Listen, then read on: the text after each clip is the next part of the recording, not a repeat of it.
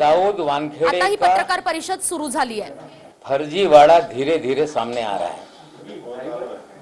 एक आईपीएस अधिकारी जो समीर वानखेड़े के पड़ोसी थे, जिनको लेके कुछ उनकी अनबन हो गई और उनके लड़के को 27A में फंसाने का काम किया गया। जो लड़के की बेल एप्लीकेशन फाइल की गई है उसमें कहा गया है कि कोई भी एनसीबी का अधिकारी घर में नहीं आया, घर से बच्चे को बुलाकर ले गए और फर्जी मामला बनाकर 27A में गिरफ्तार कर लिया गया। जिस लड़के को फंसाया गया उसके पिताजी भी आईपीएस अधिकारी हैं। पड़ोसी से अनबन हो तो जेल में डालने का खेल जो इनका है, जो फर्जीवाड़ा है, ये खुलने लगा। और एक अधिक जानकारी दे रहा हूं कि जिस लड़की को इन्होंने डिवोर्स दिया था, वानखेड़े को डर लग रहा था कि लड़की हमारे खिलाफ कभी भी खड़ी होगी। उनके चचाजाद भाई को एक पेडलर के जरिए उसके यहाँ पे ड्रग रखवा दिया और राज्य सरकार की एजेंसी जो है एएनसी, उससे उसे गिरफ्तार करवाने का काम किया है। लड़की के घर वालों को डराने की कोशिश की गई कि हमारे खिलाफ बयान दोगे तो पूरे खानदान को ड्रग पेडलर बना के जेल में डाल देंगे। लेकिन धीरे धीरे सारा फर्जीवाड़ा इनका सामने आ रहा है। निश्चित रूप से इनके पिताजी ने हमारे खिलाफ मानहानि का दावा 1.25 करोड़ रुपए का डाला है। उसमें इन्होंने मांग की है कि नवाब मलिक को ट्वीट करने से, मीडिया में बात करने से रोका जाए। इंटरिम रिलीफ मांगी है। मेन जो पिटीशन है उस पर सुनवाई बाद में होगी। हाईकोर्ट ने उस पर सुनवाई की थी और कुछ हाईकोर्ट के ऑब्जर्वेशन थे कि एक विधायक और पार्टी का जिम्मेदार प्रवक्ता होने के नाते और गहराई से चीजों को देखना चाहिए था। इस ऑब्जर्वेशन के बाद हमने और चीजों को गहराई से देखी। महानगर पालिका के सारे रिकॉर्ड हमने निकाले। जो इंटरपोलेशन का शब्द आ रहा था उसके भी सारे सबूत हमने जुटाए और हमने इनके स्कूल के दाखिले से लेकर लिविंग सर्टिफिकेट तक सारे कागजात हमने उपलब्ध कराए। हाईकोर्ट के माननीय जज साहब के सामने कागज को रखा गया। हाईकोर्ट के ऑर्डर से ये कहा गया कि जो पिटिशनर है उसे भी आप सर्व कर दो। सारे कागजात हमने उन्हें सर्व किए हैं और आज दोपहर 2:15 बजे 2:15 में जज साहब अपने चेम्बर में दोनों पक्षों को इस जो कागजात हमने अतिरिक्त दिए हैं उस पर सुनेंगे और उसके बाद जो इंटरिम रिलीफ जो मांग रहे हैं कि इनके बोलने पे रोक लगाई जाए, ट्वीट करने पे रोक लगाई जाए, उसमें जज साहब अपना फैसला सुनाएंगे। जो मेन पिटीशन है 1,25,00,000 रुपए का, उस पर सुनवाई बाद में होगी। लेकिन सारे तथ्य हमें जो उपलब्ध हुए थे हमने कोर्ट के सामने रखा है। समीर दाऊद वानखेड़े यांचा फर्जीवाडा हळूहळू समोर येऊ लागलेला आहे। ज्या पद्धतीने शेजारी असणारे एका आयपीएस अधिकारीशी यांचा वाद झाल्यानंतर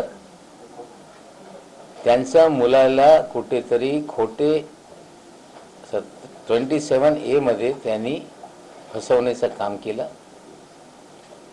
त्यांनी एनडीपीएस कोर्टमध्ये बेल एप्लीकेशन मध्ये ही मागणी केलेली आहे की त्या इमारतीतला सीसीटीव्ही हे तपासून बघा। त्यांच्या घरी कुठलीही रेड झाली नाही। वानखेडे स्वतः व त्यांचे अधिकारी कंपाऊंड मध्ये फिरत होते। मुलाला घरातून बोलून घेतलं आणि बोगस केस करून ड्रग मिळाला त्यांना फ्रेम करण्यात आलेला आहे। त्या व्यतिरिक्त आणखीन एक गंभीर विषय आहे की ज्या मुलीला यांनी पहिलं लग्न करून डिवोर्स दिला होता, वाद निर्माण झाल्यानंतर ती मुलगी कुठेतरी समोर येऊन लोकांसमोर सगळं यांचा भंडाफोड करेल या भीतीपोटी एका ड्रग पेडलरच्या माध्यमातून त्यांचा जो कझिन ब्रदर आहे, कझिन भाऊ आहे, त्याच्यावर एक पेडलरच्या माध्यमातून त्यांच्याकडे हे ड्रग ठेवण्यात आला. मग जे राज्य सरकारची एजन्सी ANC त्यांच्या माध्यमातून अटक करण्याचा त्यांनी कट कारस्थान रचला. आजही तो पोरगा त्या मुलीचा जो यांची पहिली पत्नी आहे त्याचा कझिन ब्रदर अजून तो तुरुंगात आहे आणि त्याला अडकवल्यानंतर त्या कुटुंबियाला धमकी देत होते वानखेडे, जर माझ्यासाठी तुम्ही समोर आले संपूर्ण कुटुंबाला मी ड्रगच्या केसमध्ये तुरुंगात टाकणार, सुटू देणार नाही, या प्रकारे आतंक यांनी निर्माण केला होता. हळूहळू यांच्या फर्जीवाडा हे जे मुंबईत करत होते ते समोर येऊ लागलेलं आहे. दुसरा विषय असा आहे की यांच्या वडिलांनी हायकोर्टामध्ये 1,25,00,000 रुपयाची मानहानीचा दावा माझ्या विरोधात दाखल केला होता. त्याच्यात सुनवाई झाली. सुनवाई दरम्यान जज साहेबांनी ऑब्झर्वेशन केला होता की एक आमदार असताना, एक पक्षाच्या प्रवक्ता असताना सखोल आणखीन याच्यात कुठेतरी बघितलं पाहिजे होता.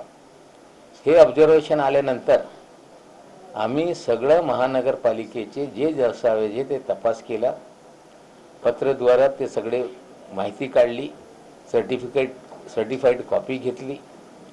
त्याचबरोबर शाळेचा यांचा दाखला, ॲडमिशन फॉर्म, लिव्हिंग सर्टिफिकेट, सगळे जे काही दस्तावेज आहेत ते आम्ही उपलब्ध करून घेतलेले आहे. आणि ते परवा जज साहेबांच्या समोर आम्ही ठेवल्यानंतर पुन्हा उद्या कालच सकाळी आम्ही ते जज साहेबांकडे एफिडेव्हिटद्वारे सादर केला होता. जज साहेबांनी सांगितलं की आपण हे जे पेटिशनर आहे त्यांना सर्व करा आणि आज दुपारी 2:15 हे चेंबरमध्ये सुनावणीची तारीख देण्यात आली. निश्चित रूपाने जे पुरावे आमच्याकडे आहे आम्ही कोर्टासमोर सादर करतो. जे इंटरिम रिलीफ त्यांनी मागितलेलं आहे की नवाब मलिकच्या बोलण्यावर कुठेतरी बंधनं घाला, ट्विट करण्यावर बंधनं घाला, त्याच्यावर सुनवाई आज पुन्हा होणार आहे. मग त्याच्यावर आदेश येईल. जे मेन पिटिशन आहे त्याच्यावर नंतर सुनावणी होणार आहे. जे सगळे आमच्याकडे दस्तावेज होते ते आम्ही मान्य न्यायालयासमोर सादर केलेले आहे. सर, कल जो है समीर वानखेड़े की बहन ने और उनकी जो पत्नी है उन्होंने ट्वीट किया था बर्थ सर्टिफिकेट समीर वानखेड़े का. समीर वानखेड़े जाली नोट के भी खिलाड़ी हैं और जाली कागजात कैसे बनाए जाते हैं, करारे करारे कागज सामने रख रहे हैं. लेकिन जिस दिन पैदा होकर सर्टिफिकेट निकाला था वो सामने रखना चाहिए था. फर्जीवाड़ा है, छुपाने की कोशिश की जा रही. हमने सारी चीज़ें न्यायालय में रखी है. ये जाली करारा सर्टिफिकेट नहीं, जब पैदा हुए थे जो सर्टिफिकेट मिला था वो दिखाएं, ये हम मांग करते हैं. गंभीर आरोप केला की समीर वानखेडे खोट्या नुकसानीच्या संदर्भातले खिलाडी आहेत, असे काही तुमच्याकडे पुरावे आहेत का तुम्ही सादर? मी आधी सांगितलं होतं की 14,56,00,000 रुपये हे असताना पकडण्यात आले होते. 8 लाख दाखवून कुठेतरी त्या लोकांना मदत करण्याची भूमिका त्यांनी घेतली होती. त्या प्रकरणामध्ये आधीच मी बोललो. आता हे जाली नोट आणि फर्जीवाड्यात मास्टर आहे. करारात ताजे सर्टिफिकेट दाखवत आहे. जन्म झाल्यानंतर जे सर्टिफिकेट त्यांनी प्राप्त केला होता, कुठलेही व्यक्ती बर्थ सर्टिफिकेट कधीही घाल करत नाही. जे खरं सर्टिफिकेट आहे ते दाखवत नाही. फर्जीवाडा करून जे नवीन कागद तयार केलेले आहे ते कागद दाखवत आहे. आमचं म्हणणं आहे कितीही तुम्ही फर्जीवाडा केलं असेल पण हे सगळे कागद आम्ही कोर्टासमोर ठेवलेलेच आहे. त्याचबरोबर आता यांच्या विरोधात तक्रार झालेली आहे जात पडताळणी समितीकडे. तिथे पण पुरावे सादर होणार आहे आणि त्या अंतर्गत हे बोगस सर्टिफिकेटच्या आधारावर यांनी नोकरी घेतली. यांची नोकरी तर निश्चित रूपाने जाणार आहे. नाही नवबी तुम्ही सांगताय हे प्रमाणपत्र बोगस आहे, पण महापालिकेने दिलेले प्रमाणपत्राचे क्रांती रेडकर यांनी ट्विट केलं होतं आणि त्याच्यावर महापालिकेचा शिक्का सुद्धा आहे. तर महापालिकेने खोटं प्रमाणपत्र दिलं का? असं आहे, त्यांनी सगळं कागद खोडाखाड करून 93 साली सगळे दस्तावेज बदलले. तिकडच्या रजिस्टर पण घाल केला, पण यांना कळलं नाही की हे जे सगळे दस्तावेज आहे ते स्कॅन करून महापालिकेचे रेकॉर्डमध्ये आहे. त्याच्या बाबतीत आता सगळे दस्तावेज मी कोर्टासमोर दिलेले आहे. जे खोडाखाड करून नवीन रेकॉर्ड तयार केलं, ज्याच्या आधारावर सगळं आजपर्यंत क्लेम करताय, त्याच्या आधारावर आज जे उपलब्ध कम्प्युटराइज डॉक्युमेंट आहे, कोणी जाऊन काढू शकताय ते काढताय आणि ते क्लेम करताय. हे खरा आमचा दाखला. खरा दाखला जेव्हा जन्माला आले तेव्हाचा दाखला दाखवत नाही, कारण तिथूनच फर्जीवाडा सुरू झालेला आहे. सर, बर्थ सर्टिफिकेट जो है बीएमसी की तरफ से जारी किया गया है, आप उसको फर्जी सर्टिफिकेट बता रहे हैं, तो क्या बीएमसी के लोग भी इस पूरे जो मामला है उसमें भी शामिल हैं, ऐसा आपको लगता है? आज नहीं, इसका पंचनामा बाद में करेंगे. फर्जीवाड़ा है, कोर्ट के सामने कागजात रखा है. निश्चित रूप से कोर्ट के सामने जो एंट्री रिलीफ है हमारे बोलने पर रोक लगाने के लिए, लेकिन जो फर्जीवाड़ा है ये जो हमारी वैलिडिटी कमेटी है उसके सामने कंप्लेंट हुई है. सारे दस्तावेज रखेंगे.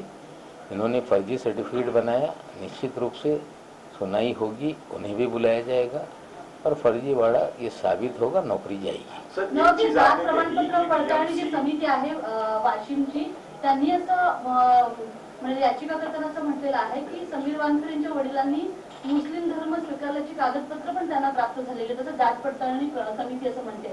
मग याचा पण आधार घेणार आहात नाही, तिकडची माहिती मला नाही. समीर वानखेडे यांचं सर्टिफिकेट हे मुंबईमधून 95 साली हे कुठेतरी इश्यू करण्यात आला होता. त्याच्या आधारावर तक्रार झालेली आहे. ते जी सर्टिफिकेट काढण्यात आला ते बोगस कागदाच्या आधारावर काढण्यात आलेलं आहे. पडताळणी समितीसमोर हे युक्तिवाद होईल.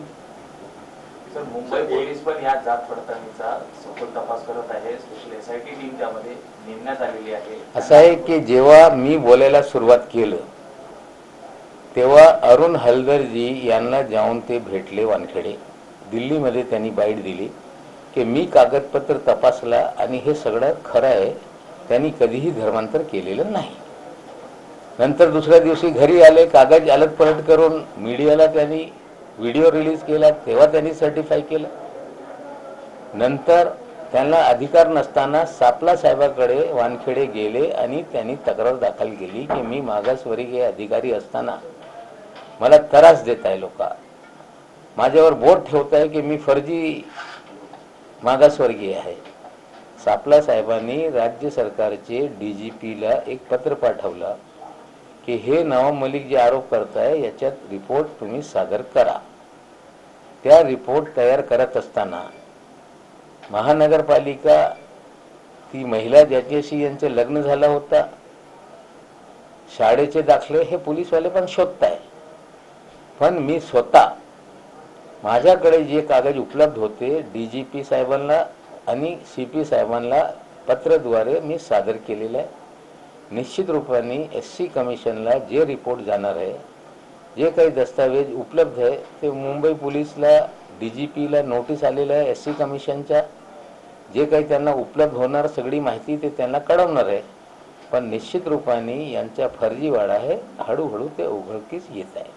तुम्ही 2 शाळांचे दाखले समोर आणले, एक सेंट जोसेफ आणि एक सेंट. नाही, मी 2 शाळेचे दाखले नाही, मी संपूर्ण यांचे कारकिर्दीतले जे काही कागदपत्र आहेत ॲडमिशन पासून सगळे कागद मी काढून मी मान्य न्यायालयाकडे सादर केलेलं आहे. मी तेच कागद डीजीपीला पाठवलेलं आहे. मी तेच कागद पुलिस कमिश्नरना पाठवलेलं आहे. सर, एक चीज आपने कही कि ये जो डॉक्यूमेंट इन्होंने दिए हैं, ये आपके पास जो दस्तावेज है वो पहले जो स्कैन किए गए थे बीएमसी के पास, उनमें से जो है ओरिजिनल. देखिए, जब बच्चा पैदा होता है अस्पताल से रिपोर्ट भेजी जाती है कि इस अस्पताल में ये बच्चे का जन्म हुआ, इसकी माँ ये है, इसका बाप ये है. उसका रजिस्टर महानगर पालिका में भेजा जाता है, उसकी एंट्री होती है. फिर बच्चे के परिवार के लोग सर्टिफिकेट के लिए जाते हैं. जब सर्टिफिकेट बनता है उसका भी रजिस्टर बनता है और वो सर्टिफिकेट जो दिसंबर 79 में इशू हुआ था वो सारे दस्तावेज उस समय हैंड रिटन सारे कागजात रहते थे. महानगर पालिका ने सारे दस्तावेज को स्कैन करके रिकॉर्ड में रखा है और उसके बाद महानगर पालिका ने ऑनलाइन बर्थ सर्टिफिकेट का सिस्टम तैयार किया नए सिस्टम में धर्म का कॉलम खत्म हो गया है, लेकिन रजिस्टर में धर्म लिखा जाता है। और पुराने जो सर्टिफिकेट इशू होते थे वो हैंड रिटन एक light green colour sea green कागज पे इशू होता था। सभी लोगों को वो इशू हुआ है उस समय जब तक कंप्यूटराइज सिस्टम नहीं था। वो सारे दस्तावेज महानगर पालिका के जो भी स्कैन आर्काइव है उसमें सेव है। हमने सारे कागजात वहाँ से निकाले, कब टेम्पर किया गया, कैसे बदला गया, आज मैं उस पर बात नहीं करूँगा, कोर्ट में मामला है। लेकिन सारे दस्तावेज हमने महानगर पालिका से सर्टिफाइड कॉपी निकाली, स्कूल से सर्टिफाइड कॉपी निकाली, और वो पुलिस कमिश्नर, डीजीपी और हमारे जो वकील हैं उनके जरिए न्यायालय में एफिडेविट द्वारे हमने रखा। एक प्रश्न असा उठतो की क्रांती रेडकरांनी जो दाखला ट्विट केलेला आहे तो दाखला कशा पद्धतीने तयार करण्यात आला, याच्यात महापालिका अधिकाऱ्यांचा काही सहभाग आहे का बोगस दाखला देण्यामध्ये? त्याच्यात बराचशा काही घोल आहे। आज त्याच्यावर मी भाष्य करत नाही, ते फर्जीवाडा एक व्यवस्थित प्रेस कॉन्फरन्स घेऊन मी माहिती देणार आहे। आज एक दुसरा ट्विट केलेला आहे अमरावती संदर्भातलं भाजप आमदार त्यांच्या संदर्भातलं ते ट्विट आहे, त्याबद्दल त्यासाठी ऑडिओ क्लिप देखील आहे त्याच्यामध्ये। नाही, असं आहे की ते कुठेतरी म्हणजे ट्विटरवर एक क्लाउड डिस्कशन होते, त्याच्यात खोटा बोलत आहे। कुठल्या पद्धतीने भाजपची लोक खोटारडे आहे, त्या क्लाउड डिस्कशनमध्ये सगळं जे उपलब्ध झालेलं आहे त्याच्या आधारावर ते क्लाउड डिस्कशनची क्लिप आणि माझे मत त्याच्यात मी लिहिलेलं आहे। नावबाई, परमबीर सिंग जे माजी पोलीस आयुक्त आहेत त्यांना फरार घोषित करण्यात आलेलं आहे आणि तेच तक्रारदार आहेत अनिल देशमुख यांच्या प्रकरणामध्ये। तर आता तक्रारदार जर फरार असेल तर या प्रकरणाची चौकशी व्हावी का? नाही, बघा, स्पष्टपणे आमचा मत आहे की अनिल देशमुख साहेबांना हे ज्या पद्धतीने वाजे आणि परमवीरनी या मुंबईमध्ये खंडणीचा धंदा सुरू केला होता किंवा एंटॅलिया समोर बम प्लॅन करून जे काही घडून आणला, ती लोक सरकारला कुठेतरी अंधारात ठेवून हे सगळे करत होते। विधानसभेमध्ये जेव्हा प्रश्न आला तेव्हा पण कमिशनरनी गृहमंत्र्यांना, मुख्यमंत्र्यांना मिसगाईड केलं। जेव्हा सगळी माहिती समोर आल्यानंतर यांचा बदली करण्याचा निर्णय झाल्यानंतर त्यांना वाटू लागलं की कुठेतरी इन्क्वायरी पुढे गेली तर आम्हाला अटक होणार आहे।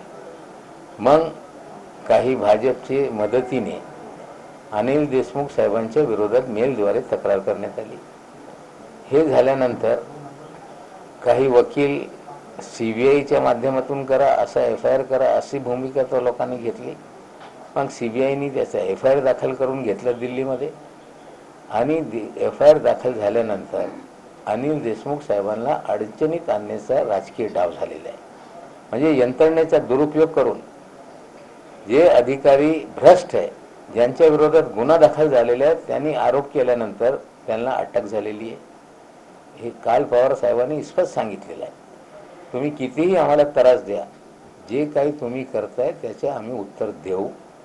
देशमुख साहेबांना कुठेतरी गुंतवण्यात आलेलं आहे, फर्जीवाडा आहे तिकडे, आणि निश्चित रूपाने शेवटी न्यायालयात हा प्रकरण असताना आम्हाला संपूर्णपणे खात्री आहे की हे सगळं जे सत्य आहे ते समोर येईल।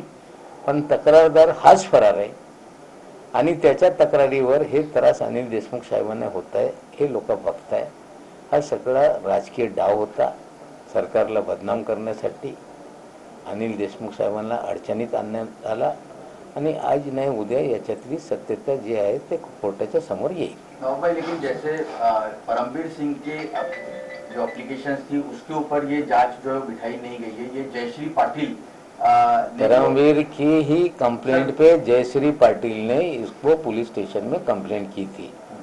जो सारी गैंग है, जो जयश्री पाटिल हो और उनके और कोई साथी हो, देवेंद्र फडणवीस हो, ये बहुत सारे मामले में ये गैंग अलग अलग मामलों में सामने है।